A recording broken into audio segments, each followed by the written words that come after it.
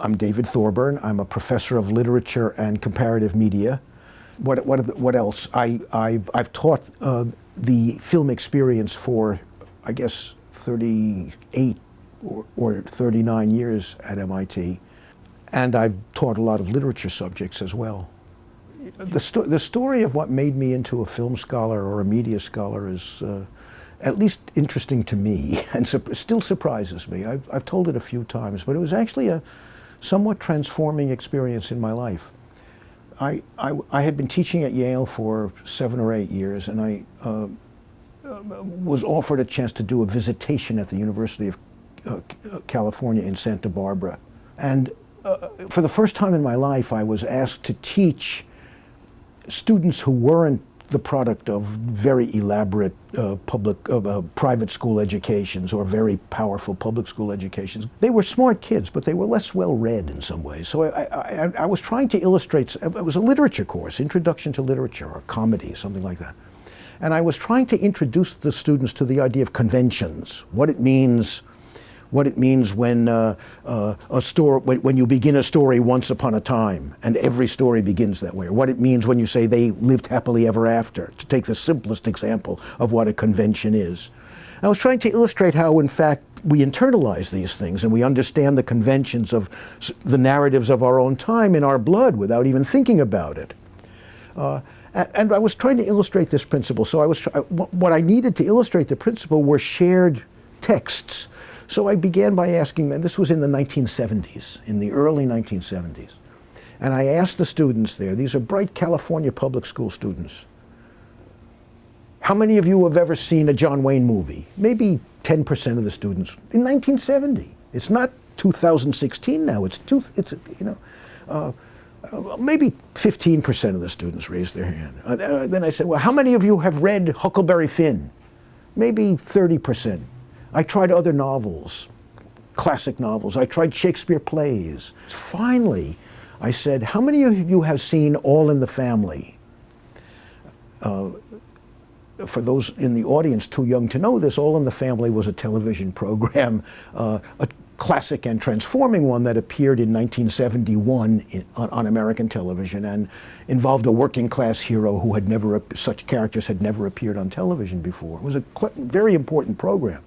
And of course, 100% of the class had seen it. And I began to take my examples from television programs. I talked about the conventions of situation comedy as a way of explaining.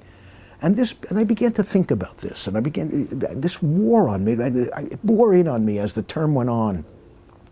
And what I realized was that the literature of our own day, the story forms that belonged to my students and to the generation of kids I was teaching, were visual, not literary, or at least many of them were. And the ones that were shared 100%, which were shared by everyone, was certainly televisual. So I became interested in television as a narrative medium. And then I came to realize, as I began to think more seriously about the role of television in American life. Remember, by 1970, American television was deeply embedded in American life. It was the dominant form of entertainment and narrative in American life. And in fact, this initial understanding, out of which my whole interest in media developed, has shaped, I realize now, just in talking about this, my way of teaching the course, the film experience. And it's one of the things I think that makes the film experience unique. Because I began thinking about television. I was not a film scholar, I was not a media scholar, I was a literary scholar.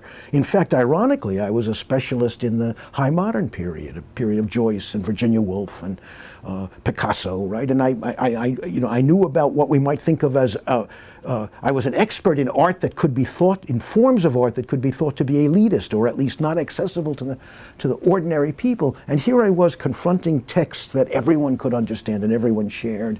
I began to think about them more deeply and think more deeply about my own literary education, which was narrow in some sense, as everyone in my generation was so educated. We were cut off from the historical implications of the texts we studied. So I began to fill that in as well as I began to learn more about television. And what I realized thinking about television was I couldn't understand television without the movies.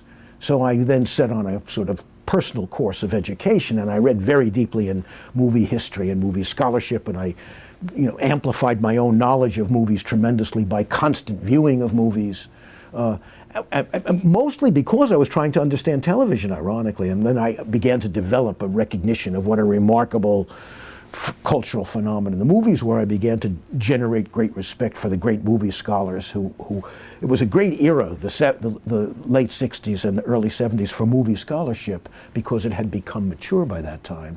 And the people writing movie criticism in the United States, certainly in the 1970s, were very interesting critics and scholars, the equivalent of the literary scholarship that I was used to, that I aspired to write myself, and so forth. So it was very exciting intellectually for me to have this experience. When I got back to Yale after my year's visitation, I introduced a course called Literature and Popular Culture, in which I explored these ideas in greater depth and with greater intensity. I read some bestsellers. I ended the course by looking at The Honeymooners. And I remember I was teaching the course in a room at Yale College called Lindsley Chittenden Hall, in which the great Shakespeare lecture course had been taught for generations. And my course, Literature and Popular Culture, was very popular with the students. I had a couple of hundred students. And I was lecturing from the same podium that legendary figures had lectured on Shakespeare about. And one of these legendary professors, the man who had actually hired me at Yale, Maynard Mack, a great literary scholar, poked his head in while I was teaching The Honeymooners. And I had actually dragooned the media people at Yale to give me a reel-to-reel tape recorder so I could tape the stuff off the air. Mack saw this and later called me into his office and expressed great disappointment over the fact that I was polluting this environment. So then when we then had a serious conversation, and I said to him, what did he actually think Shakespeare's environment was? And that was when it struck me how narrow my education had been, because he really had not, even though he was a great man and he knew the history, but he somehow had managed to disconnect the literary power of Shakespeare from the fact that it was done on this incredibly popular stage, and it was so sensational, and it was so much more like television or the movies than it was like some process of sitting in a library in wood-paneled splendor, reading words in silence. That's not what Shakespeare was. And that began to lead me into recognitions of the importance of popular culture, the fact that most high culture was a form of popular culture. I became much less apologetic than most teachers of popular culture are. And so when I came to MIT in the mid-70s, I came to MIT in 1976, and I was already in the throes of this, but it was, I think, fortunate for me and fortunate for MIT in one sense, because MIT's literature program was much more open than Yale's had been, and they were interested in my work on television and media. That was one reason they wanted me to come here. And it was much less hidebound about literary and historical study here, so it gave me a chance to and I introduced a course in television then. That was one of the very first courses in the American Academy that studied television programs for their content. Now that's common. It's thought to be, of course, everybody takes it for granted. But at that time, it was a very rare thing. And what I also did was take a course that I inherited from my wonderful colleague, still teaching here in his 80s, Alvin Keibel, a course called The Film Experience, which was a course that was not intended for all students, but a small one. I transformed it into a general introduction to film. And I've taught it almost every year since.